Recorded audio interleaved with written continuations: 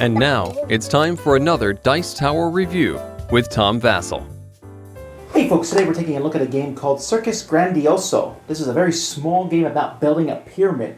Everyone in the circus making a pyramid, elephants on top of, well actually, we have rhinos on top of elephants, and camels on top of them, and poodles on top of them, and oh my! It's a card game, very simple card game with a different twist. Let's take a look at it.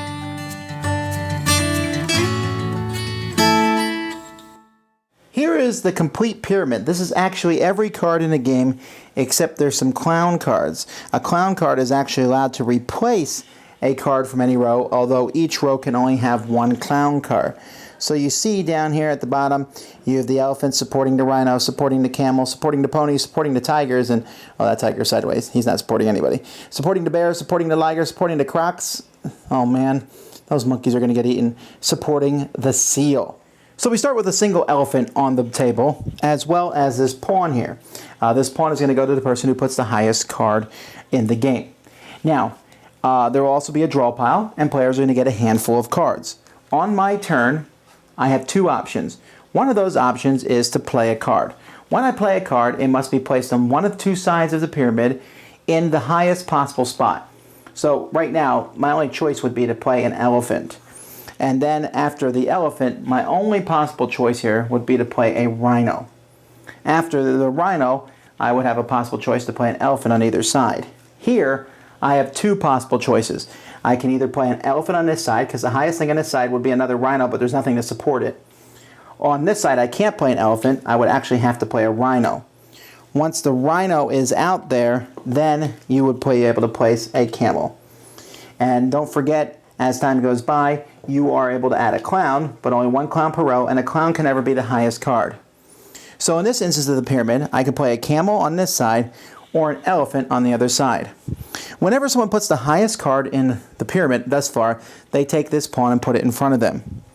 Now you may not have any cards that go out there at any given point in time, so what you can do, if you don't have any cards, what you must do, is draw the top card from the deck.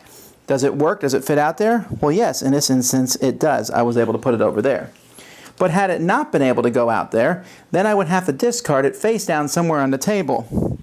In the future, people are allowed to draw from this pile or one of the face down cards and grab it and hope that it fits up there. Players also have the option of trading a card from their hand with a face down card.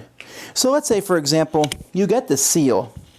The seal is going to be a very difficult one to put out because the entire pyramid would have to be built. So you might get rid of it. But the seal, if you can place it, guarantees you victory. See, once one player runs out of cards in their hand, the game is over. And whoever has this pawn is the winner. But that's not necessarily going to be the person who went out.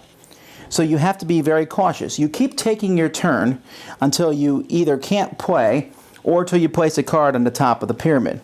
So here, for example, on this side, the highest one is a camel, and on the other side, the highest one is ponies, trick ponies. So that's basically how the game plays, and you will continue to play until one person runs out of cards, and then whoever has this wins the game. Circus Grandioso is a interesting style little game. It's small, it's easy, the artwork is fun, but as simple as it is, the mechanisms are not so easy to explain to people. When I play with people, I would constantly say, okay, right now you can play this, this or this, because you only have two choices, one for each side. Or you can draw a card and hope to place it, or you can switch a card. And I kept saying that over and over again because people kept saying, well, what can I do? And what's changed since last time? And it really has an odd twist because you want to put something on the pyramid, but you don't want to go out unless you have that token to win. And so you want to hold on maybe to a card that fits very high on the pyramid, but at the same time, the pyramid, there's a good chance the pyramid will never get that high. And so then you're just wasting time holding that in your hand. So it's interesting back and forth. It has interesting decisions. So it's really kind of an odd little duck. It's simple, and it's amusing, and it has some weird kind of warpy decisions. Do I hang on to this or do this?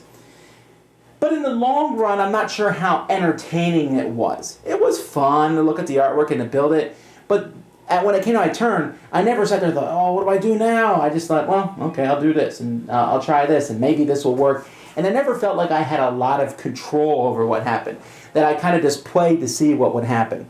So it's interesting and unique, and I like some of the ideas, but overall, I just found it kind of stagnant, maybe is the word. Not bad. This is kind of like right on that cusp of being.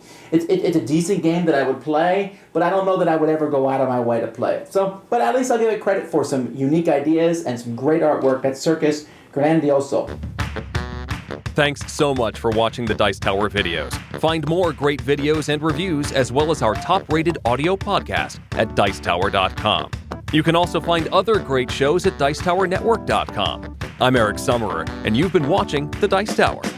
The Dice Tower is sponsored by Cool Stuff Inc., where you can find great games for great prices. Cool stuff in stock. Check them out at CoolStuffInc.com. Shut the door. Yeah?